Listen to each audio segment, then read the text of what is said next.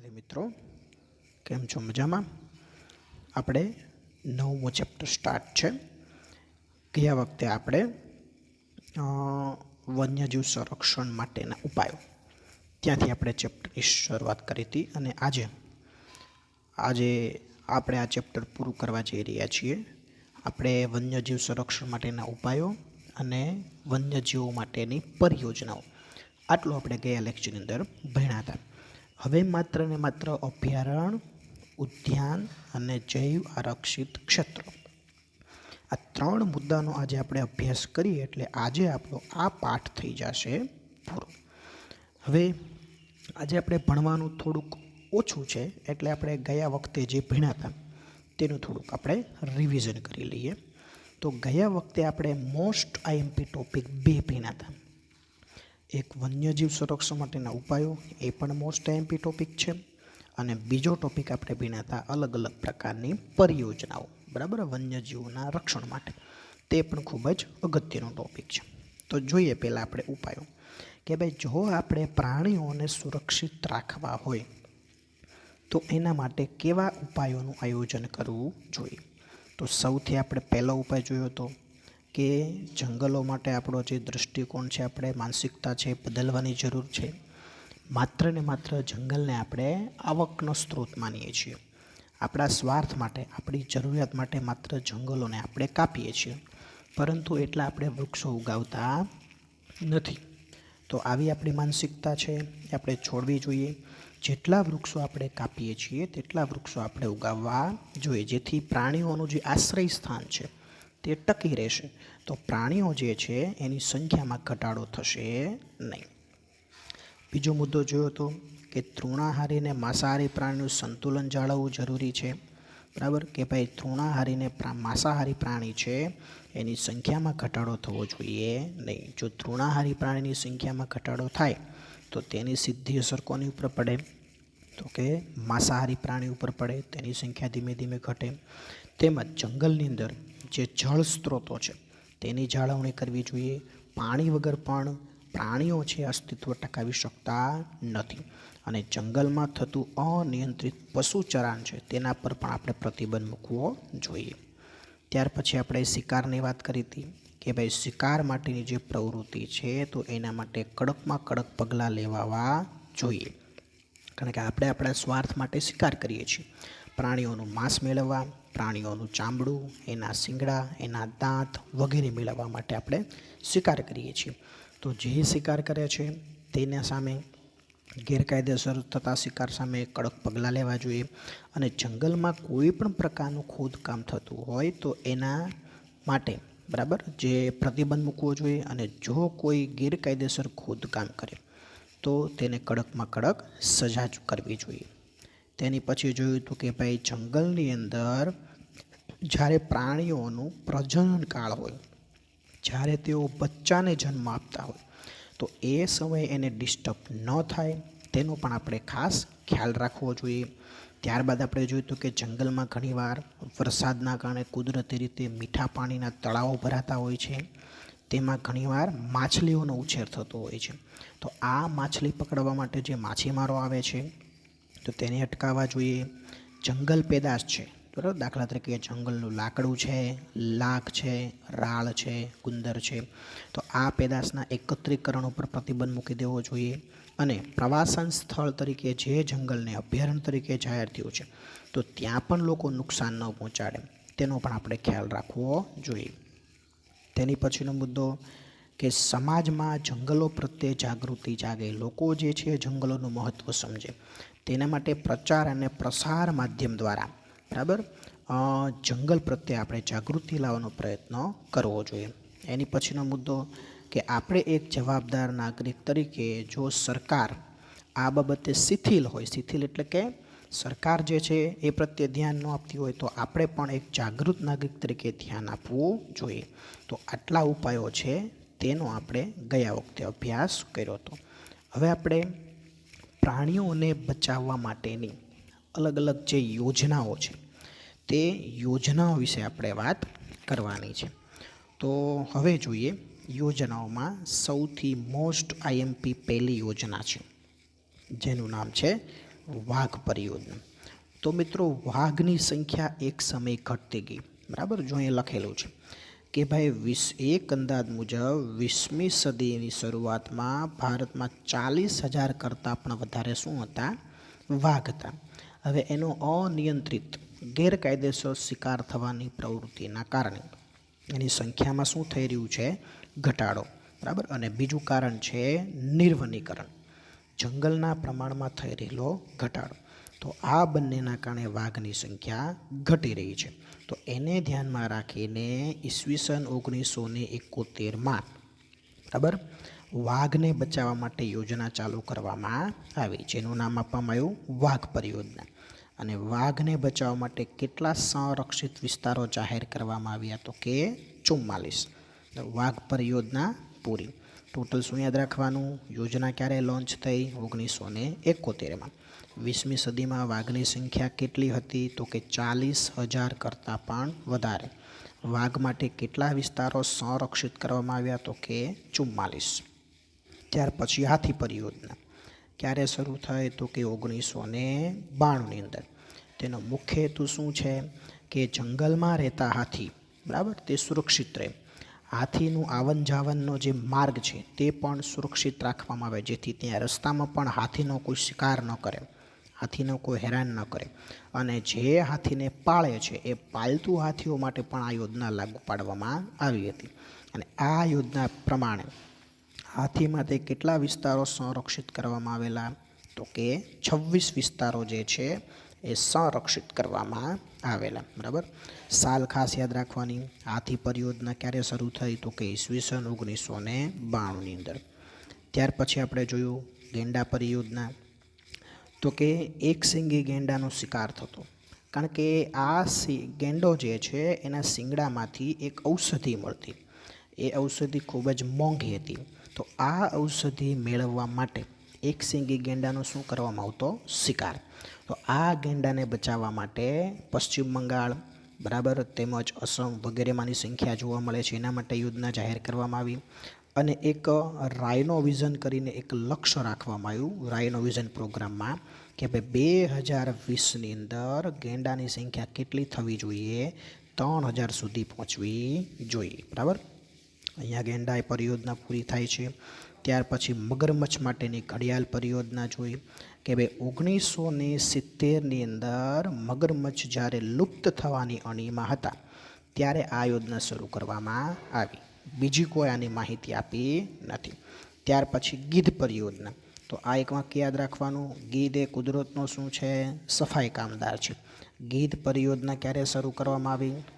તો કે 2004ની અંદર. આટલો મુદ્દા યાદ રાખવાના છે. ત્યાર પછી છેલ્લી યોજના છે હિમદીપડા. તો કે હિમાલયના 3,000 મીટરની ઊંચાઈએ આ પ્રજાતિ જોવા મળે છે.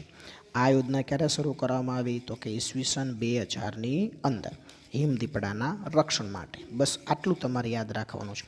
બાકીની યોજનાના નામ આપેલા છે, ડિટેલમાં માહિતી આપી નથી. દાખલા તરીકે હંગુલ પરિયોજના, લાલ પાંડા પરિયોજના, મણિપુરમાં જોવા મળતી એક વિશિષ્ટ હરણ માટેની થામિલ પરિયોજના, ગંગા અને બ્રહ્મપુત્રમાં જોવા મળતી ડોલ્ફિન માછલી માટેની ડોલ્ફિન પરિયોજના વગેરે. તો આટલી વસ્તુ જે છે એ ગયા લેક્ચરની અંદર આપણે જોઈ હતી. હવે આપણે જોવાનું છે અભયારણ્ય કોને કહેવાય? અભયારણ્ય, રાષ્ટ્રીય ઉદ્યાન અને જૈવ આરક્ષિત ક્ષેત્ર.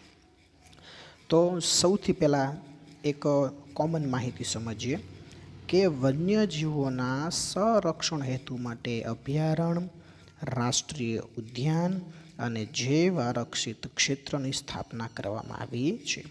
આ ત્રણેય શબ્દો એકબીજાના પર્યાય જેવા લાગે છે, પણ તેમાં તફાવત છે. તેનો આપણે પરિચય મેળવીએ. હવે મિત્રો કહેવા એવું માગે છે, અભયારણ્ય હોય, રાષ્ટ્રીય ઉદ્યાન હોય કે જૈવ આરક્ષિત ક્ષેત્ર હોય, ત્રણેયનું કામ એક જ છે, બરાબર. આપણી જે પ્રાકૃતિક જે વાતાવરણ છે, પર્યાવરણ છે, તેનું રક્ષણ કરવું.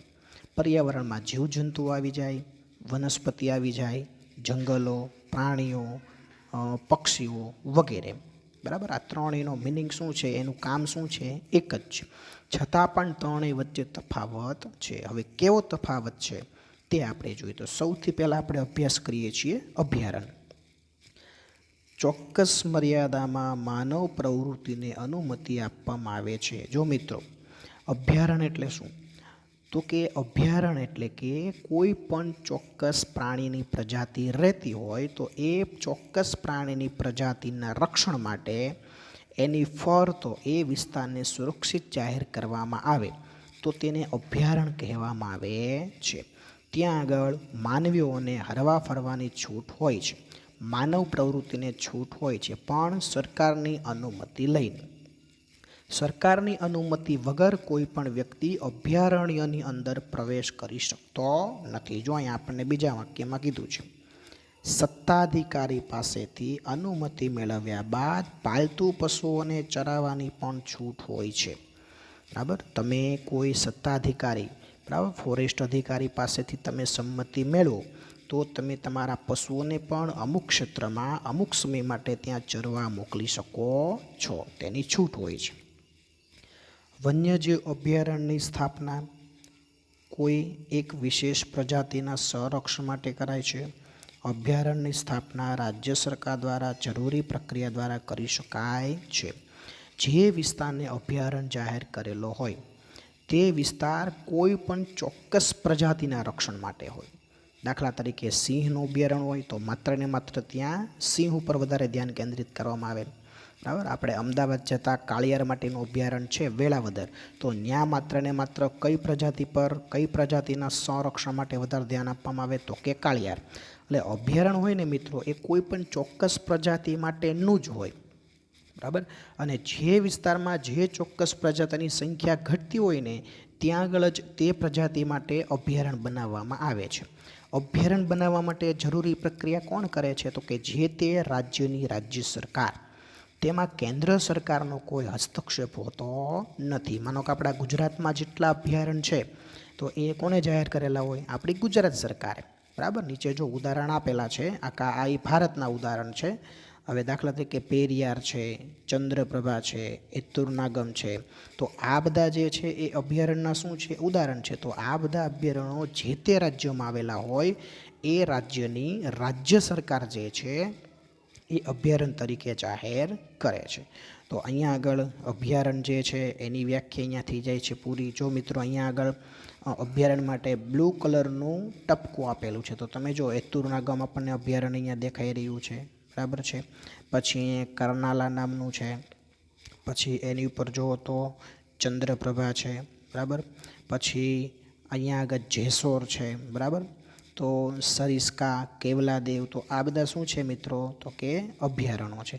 ઘણા બધા એવા છે કે જે અભયારણ્ય અને ઉદ્યાન બંને તરીકે જાહેર થયેલા છે. દાખલા તરીકે આપણા ગુજરાતમાં ગીર છે, તો આપણા ગુજરાતનું જે ગીર છે એ અભયારણ્ય પણ છે અને ઉદ્યાન પણ છે. બરાબર, એને અભયારણ્ય પણ કહેવાય છે અને ઉદ્યાન તરીકે પણ જાહેર કરેલું છે. તો અહીંયા આગળ અભયારણ્યની વાત થઈ ગઈ પૂરી. ફરીવાર મિત્રો, અભયારણ્ય જે છે એમાં ચોક્કસ માનવ પ્રવૃત્તિને અનુમતિ હોય છે. અભયારણ્યની અંદર અધિકારી પાસેથી પરમિશન લઈ અને પશુ ચરાવવા માટે જઈ શકાય છે. અભયારણ્યની સ્થાપના કોઈ વિશિષ્ટ ચોક્કસ પ્રાણી માટે જ કરવામાં આવી હોય છે. અભયારણ્યની રચના જે તે રાજ્યની રાજ્ય સરકાર કરે છે અને પછી એના તમારે ઉદાહરણ આપવાના. પેરિયાર, ચંદ્રપ્રભા, એતુરનાગમ વગેરે. તો હવે અભયારણ્ય વિશે ક્લિયર થઈ ગઈ સંકલ્પના. બરાબર, અભયારણ્ય માત્ર કોના માટે હોય? ચોક્કસ પ્રાણી માટે જ જાહેર કરવામાં આવેલું હોય ને એ પ્રાણી માટે જ વધારે ધ્યાન રાખવામાં આવે છે. એની જાહેરાત કોણ કરે છે? તો કે જે તે રાજ્યની સરકાર. હવે મિત્રો આપણે બીજું જોઈએ કે રાષ્ટ્રીય ઉદ્યાન એટલે શું.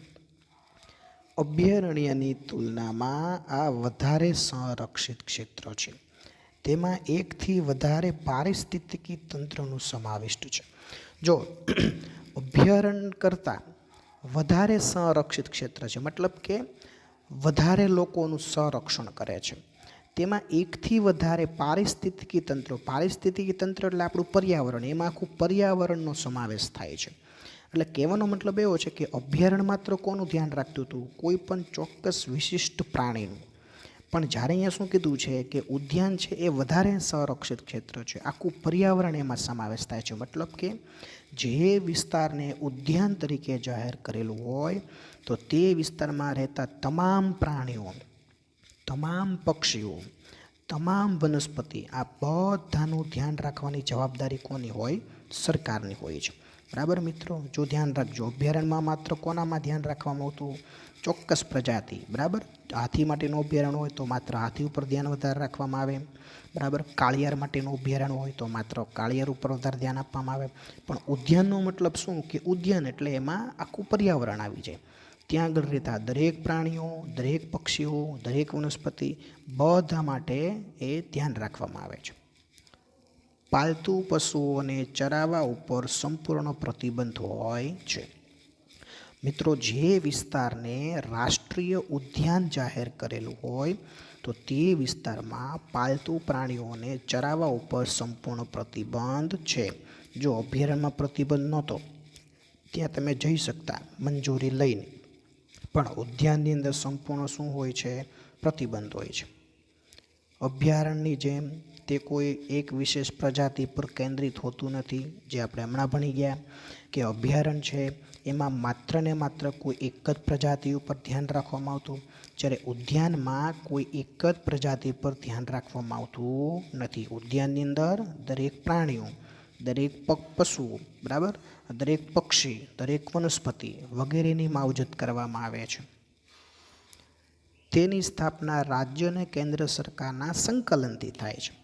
જો મિત્રો તફાવત યાદ રાખજો, અભયારણ્યની સ્થાપના માત્ર કોના સહયોગથી થતી હતી? તો કે રાજ્ય સરકાર. પણ ઉદ્યાનની સ્થાપના કોના સહયોગથી થાય છે? તો કે રાજ્ય સરકાર અને કેન્દ્ર સરકાર બંનેના સંયુક્ત પ્રયત્નથી. દાખલા તરીકે કાઝીરંગા, કોર્બેટ, વેળાવદર, દરિયાઈ રાષ્ટ્રીય ઉદ્યાન, ગીર, દચગામ, આ બધા ઉદ્યાનના શું છે? ઉદાહરણો છે. મિત્રો નકશામાં આપણે જોઈએ તો જ્યાં સ્ટાર કરેલા છે, બરાબર, ગુલાબી કલરના, એ બધા ઉદ્યાનો છે. તો સ્ટાર તમે જોઈ શકો છો. બરાબર, આપણે અહીંયા આગળ નળ સરોવર છે. બરાબર, ત્યાર પછી તમે નીચે જુઓ તો રંગનાથીટુ નામનું એક અભયારણ્ય ઉદ્યાન છે. બરાબર, પછી વેદાંતાંગલ નામનું એક ઉદ્યાન છે. આ બધા જે છે એ ઉદ્યાન તરીકે જાહેર થયેલા છે. ગીર દર્શાવેલું છે ત્રિકોણમાં, પણ એ ઉદ્યાને છે અને અભયારણ્ય છે. બરાબર છે મિત્રો, ત્રિકોણમાં જે છે, બરાબર, ત્રિકોણમાં એ બધા ઉદ્યાન છે. ફરીવાર જોઈએ આપણે, ગીર છે, પછી વેળાવદર છે, રાષ્ટ્રીય ઉદ્યાન છે, કાન્હા છે, સિમલીપાલ છે, ગિંડી નામનું ઉદ્યાન છે, બરાબર, રાજાજી છે, કોર્બેટ નેશનલ પાર્ક છે, પછી દચીગામ છે, કાઝીરંગા, માનસ. તો આ બધા મિત્રો શું છે? રાષ્ટ્રીય ઉદ્યાન છે. જે તમને ગ્રીન કલરમાં ત્રિકોણ દેખાય છે એ બધા શું છે? રાષ્ટ્રીય ઉદ્યાન છે. તો અહીંયા આગળ ઉદ્યાન વિશેની વાત થઈ જાય છે પૂરી. ફરીવાર મિત્રો, અભયારણ્યની તુલનામાં વધારે સંરક્ષિત ક્ષેત્ર છે. તેમાં આખું પર્યાવરણનો સમાવેશ થાય છે. ત્યાં પશુઓને ચરાવવા પર પ્રતિબંધ હોય છે. ત્યાં કોઈ વિશિષ્ટ એક જ પ્રજાતિ પર ધ્યાન કેન્દ્રિત કરવામાં આવતું નથી. તેની સ્થાપના કેન્દ્ર સરકાર અને રાજ્ય સરકાર બંનેના પ્રયત્નોથી કરવામાં આવે છે. અને પછી એના ઉદાહરણો. હવે આપણે જોઈએ જૈવ આરક્ષિત ક્ષેત્ર. તેની રચના આંતરરાષ્ટ્રીય માપદંડ અનુસાર કરાય છે. આંતરરાષ્ટ્રીય એટલે વિશ્વ લેવલે. જૈવ આરક્ષિત ક્ષેત્ર, કોઈ પણ વિસ્તારને જૈવ આરક્ષિત ક્ષેત્ર તરીકે જાહેર કરવું હોય તો એના નિયમો છે ને એ આખા આંતરરાષ્ટ્રીય વિશ્વ લેવલે છે. બરાબર, એ પ્રમાણે કોઈ પણ વિસ્તારને જૈવ આરક્ષિત ક્ષેત્ર તરીકે જાહેર કરી શકાય છે. તેમાં આપણી કેન્દ્ર સરકાર કે રાજ્ય સરકારના નિયમો લાગુ પડતા નથી.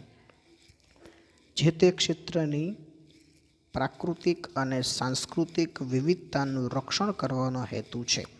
જો અહીંયા શું કીધું છે કે કોઈ પણ વિસ્તારની પ્રાકૃતિક એટલે કુદરતી બાબતો અને સાંસ્કૃતિક એટલે કે માનવ સમાજ, આ બંનેના રક્ષણ માટેનો આનો શું છે? મહત્વનો હેતુ છે. બરાબર, કોઈ પણ વિસ્તારની પ્રાકૃતિક એટલે કે કુદરતી બાબતો અને સાંસ્કૃતિક એટલે કે માનવ સમાજ, આ બંનેના રક્ષણ માટે જે તે વિસ્તારને જૈવ આરક્ષિત ક્ષેત્ર જાહેર કરવામાં આવે છે.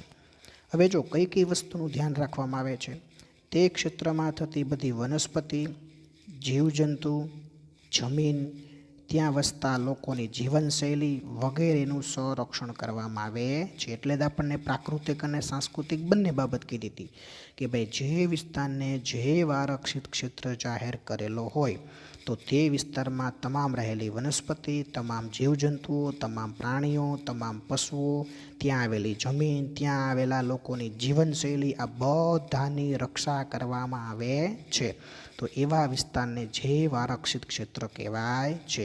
અને અભયારણ્ય અને ઉદ્યાન એની કરતાં જૈવ આરક્ષિત ક્ષેત્રનું ક્ષેત્રફળ કેટલું હોય છે? તો કે વધારે હોય છે. ત્યાં જૈવ વૈવિધ્ય બાબતે સંશોધન અને પ્રશિક્ષણ માટે ખાસ સવલતો ઊભી કરી શકાય છે.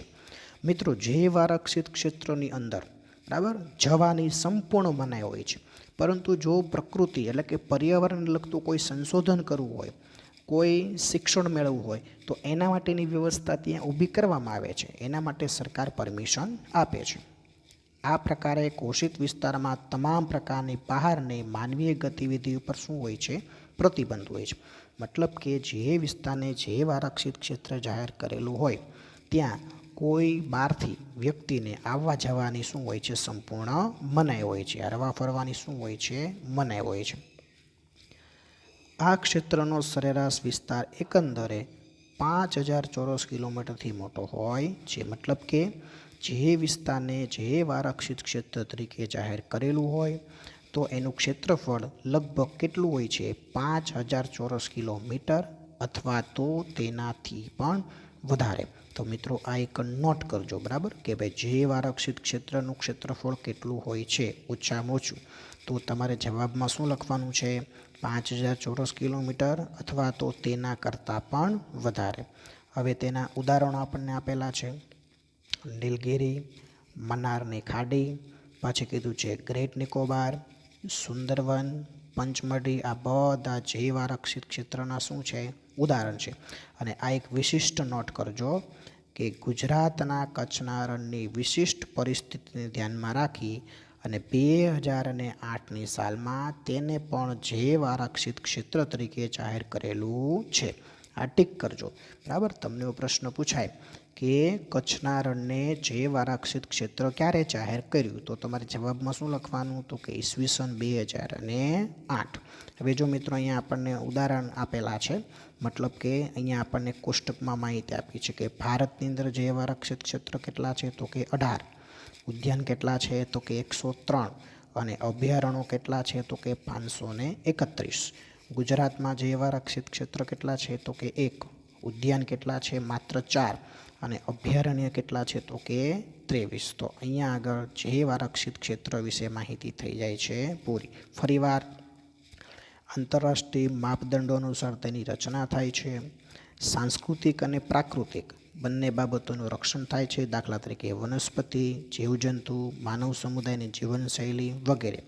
અહીંયા માત્ર શિક્ષણ માટે કે તાલીમ માટે મંજૂરી આપવામાં આવે છે. તેમજ બહારથી કોઈ પણ વ્યક્તિની અંદર પ્રવેશવાની મનાઈ હોય છે. એનું ક્ષેત્રફળ કેટલું હોય છે? તો કે ઓછામાં ઓછું 5000 ચોરસ કિલોમીટર. અને પછી એના ઉદાહરણો. અને 2008માં કચ્છને જૈવ આરક્ષિત ક્ષેત્ર તરીકે જાહેર કરેલું છે, બરાબર.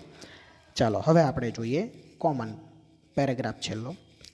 વિકાસની પ્રક્રિયા મિત્રો અનિવાર્ય છે, પણ સાથે સાથે આપણે સમગ્ર જીવસૃષ્ટિ પર પડતા જે દુષ્પ્રભાવોની અસર છે એનું આયોજન દરમિયાન ખ્યાલ રખાય તે જરૂરી છે. મતલબ કે આપણા દેશમાં વિકાસ થાય જરૂરી છે, પણ વિકાસની સાથે સાથે જે ખરાબ અસર થાય છે આપણા પર્યાવરણ ઉપર, તો આપણે વિકાસ માટેનું આયોજન કરીએ તો એ ખરાબ અસરનો પણ આપણે ખ્યાલ રાખવો જોઈએ, બરાબર. જે નેગેટિવ અસર થાય છે, પર્યાવરણને નુકસાન થાય છે, એ બાબતનું પણ ધ્યાન રાખવું જોઈએ.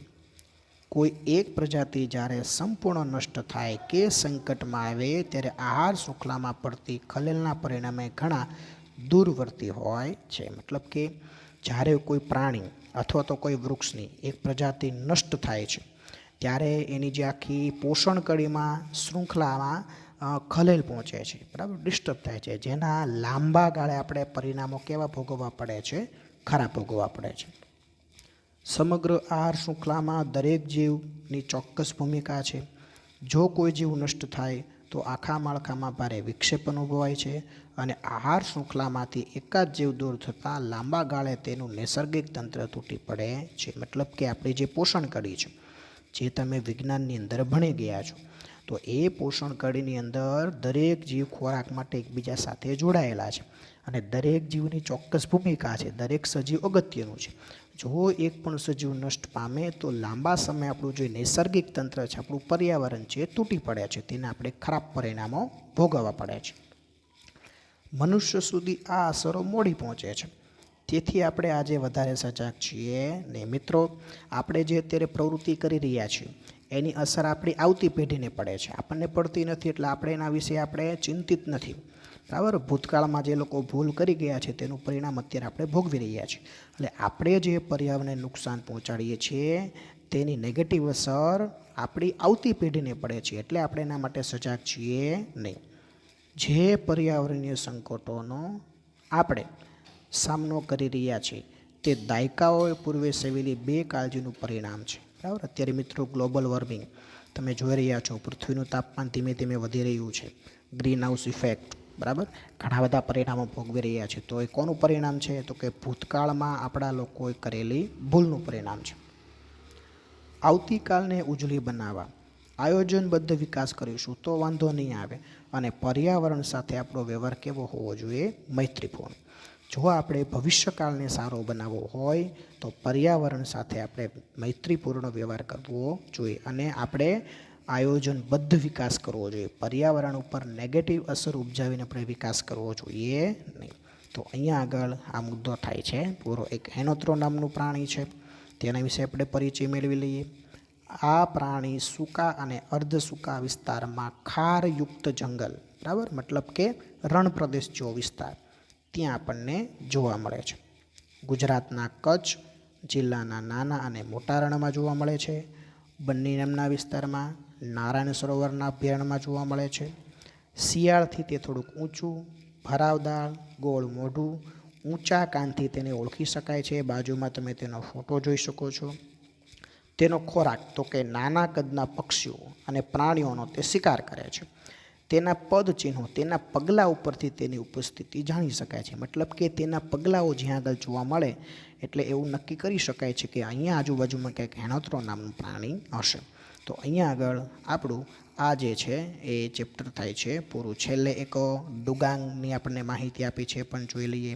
આ એક વિશિષ્ટ જળચર પ્રાણી છે. ભારતના પશ્ચિમના સમુદ્ર કિનારે એટલે કે કચ્છના અખાતમાં તેની જૂજ એટલે કે સંખ્યા ઓછી જોવા મળે છે. ઉપરાંત આફ્રિકાના પૂર્વ કિનારે, દક્ષિણ પૂર્વ એશિયાના સમુદ્રમાં, ઓસ્ટ્રેલિયાના ઉત્તર કિનારે જોવા મળે છે. મુખ્ય ખોરાક શું છે તેનો? ઘાસ અને વનસ્પતિ. ક્યારેક ક્યારેક તેનો ઉપયોગ કરે છે. તેના માંસ, તેની ચરબીમાંથી તેલ મેળવવા માટે તેનો શિકાર કરવામાં આવતો. મતલબ કે ડુગાંગ છે એની ચરબી અને એના માંસ, એમાંથી તેલ મેળવવામાં આવે છે અને એના માટે ડુગાંગનો ભૂતકાળમાં શિકાર કરવામાં આવતો, જેના કારણે એની સંખ્યા ઘટી રહી છે. ડુગાંગ ગુજરાતમાં, તેમાં ખાસ કરીને સૌરાષ્ટ્રના કિનારે જોવા મળતા હતા. આજે જ્વલ્લે મતલબ કે ક્યારેક જ જોવા મળે છે. અને ડુગાંગનો શુદ્ધ ગુજરાતીમાં મતલબ થાય દરિયાઈ ગાય, બરાબર. એનો મતલબ થાય છે દરિયાઈ ગાય. તો અહીંયા આગળ આપણું 9મું ચેપ્ટર પૂરું. મિત્રો આજે આપણે મુદ્દા કેટલા જોયા? 3. અભયારણ્ય, ઉદ્યાન અને જૈવ આરક્ષિત ક્ષેત્ર, બરાબર. તો આ 3 મુદ્દાનો આપણે અભ્યાસ આજે કર્યો અને અહીંયા આપણે આપણું જે આ ચેપ્ટર છે એને આપણે પૂર્ણ જાહેર કરીએ છીએ. તો આવતા લેક્ચરની અંદર આપણે 9 ચેપ્ટર સ્ટાર્ટ કરશું. અહીંયા આગળ આપણું જે 8મું ચેપ્ટર છે એ થાય છે પૂરું. તો આજે આપણે 3 મુદ્દા ભણ્યા. એ 3 મુદ્દાનો વ્યવસ્થિત ટેક્સ્ટ બુક અથવા કોઈ પણ સાહિત્યમાંથી તમે રિવિઝન કરી લેજો, બરાબર. અહીંયા આપણો આજનો લેક્ચર છે આપણે પૂરો જાહેર કરીએ છીએ.